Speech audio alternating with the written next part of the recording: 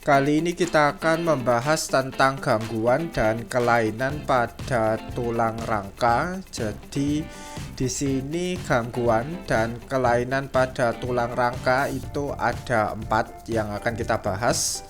Yang pertama adalah gangguan fisik. Kemudian yang kedua adalah gangguan fisiologis. Kemudian yang ketiga adalah gangguan tulang belakang. Kemudian yang keempat adalah gangguan persendian. Sekarang kita awali dari gangguan fisik terlebih dahulu. Gangguan fisik yang paling sering terjadi pada tulang adalah patah tulang atau retak tulang.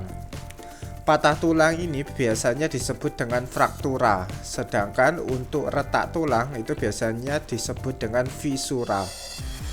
Bila terjadi patah tulang, maka akan terbentuk zona fraktura yang runcing dan tajam sehingga menimbulkan rasa sakit karena pergeseran tulang dan akan menyebabkan pembengkakan atau pendarahan. Keduanya biasanya terjadi akibat kecelakaan. Bila tulang yang patah keluar dari permukaan kulit, itu disebut dengan patah tulang terbuka. Sedangkan untuk patah tulang yang masih di dalam kulit dan otot, maka disebut patah tulang tertutup. Retak tulang atau patah tulang pada anak-anak itu lebih mudah disembuhkan dibandingkan pada orang dewasa, karena pada anak-anak masih terjadi pertumbuhan tulang dan tulangnya masih banyak mengandung zat perekat. Patah tulang yang tidak ditangani dengan baik dan benar dapat menyebabkan kelainan pada tulang. Kelainan yang dapat terjadi misalnya adalah tulang tangan yang menjadi bengkok karena tulang tangan yang patah tidak tersambung dengan benar. Kemudian poin yang kedua yaitu gangguan fisiologis. Gangguan fisiologis pada tulang dapat disebabkan oleh kelainan fungsi hormon atau vitamin. Jadi di sini bisa kita lihat gangguan fisiologis ada 3. Yang pertama adalah rakitis, kemudian yang kedua adalah mikrosefalus, kemudian yang ketiga adalah osteoporosis. Yang pertama, rakitis. Rakitis itu merupakan penyakit tulang di mana kaki melengkung menyerupai huruf O atau X.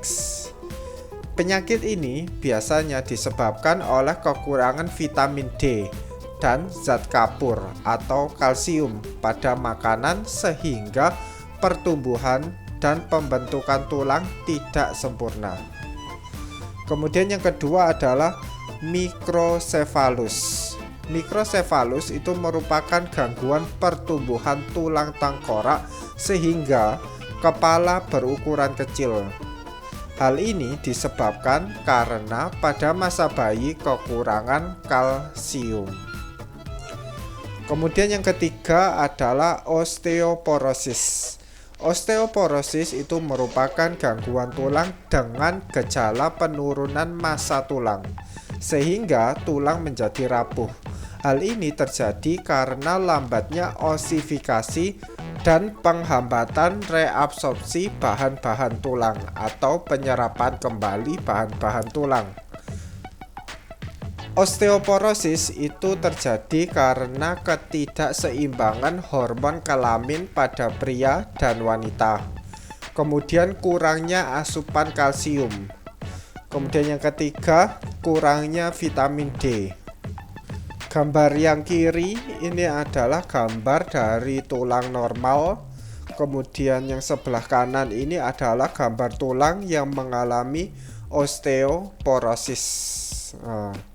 Di sini bisa kita lihat bahwa penyusun tulang mengalami pengurangan kepadatan. Nah, ini yang dilingkari nih. Jadi kepadatannya mulai berkurang. Sekarang kita lanjut ke poin yang ketiga, yaitu gangguan tulang belakang. Gangguan tulang belakang itu terjadi karena adanya perubahan posisi tulang belakang atau spina, sehingga menyebabkan perubahan kelengkungan batang tulang belakang. Kelainan atau gangguan tulang belakang ini dibagi menjadi 3. Yang pertama adalah skoliosis atau tulang punggung bengkok ke kiri atau ke kanan. Kemudian yang kedua adalah lordosis. Lordosis adalah tulang punggung terlalu bengkok ke depan. Kemudian yang ketiga adalah kifosis, yaitu tulang punggung terlalu bengkok ke belakang. Yang A ini adalah gambar dari skoliosis. Kemudian yang B adalah gambar dari lordosis.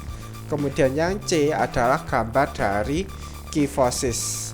Untuk lebih jelasnya mungkin bisa dilihat gambar yang ini. Yang A ini adalah gambar dari tulang belakang yang normal. Kemudian yang B ini adalah gambar dari skoliosis. Kemudian yang C adalah gambar dari kifosis. Kemudian yang D adalah gambar dari lordosis. Kelainan tulang punggung tersebut disebabkan oleh kebiasaan duduk yang kurang baik.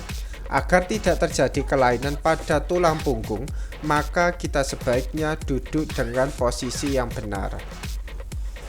Sekarang kita lanjut ke poin yang keempat, yaitu gangguan persendian.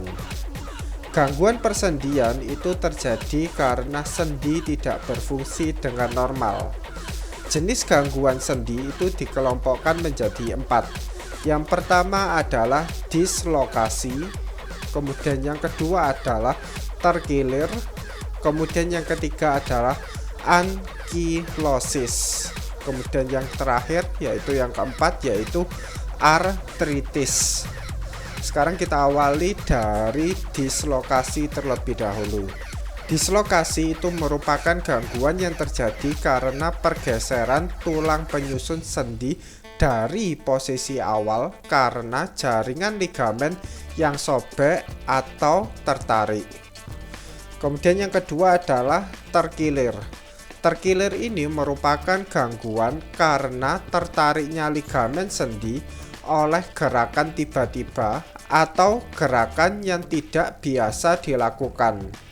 Terkilir ini menyebabkan timbulnya rasa sakit disertai dengan peradangan pada daerah persendian. Kemudian yang ketiga adalah ankilosis. Ankilosis itu merupakan gangguan yang terjadi karena tidak berfungsinya persendian.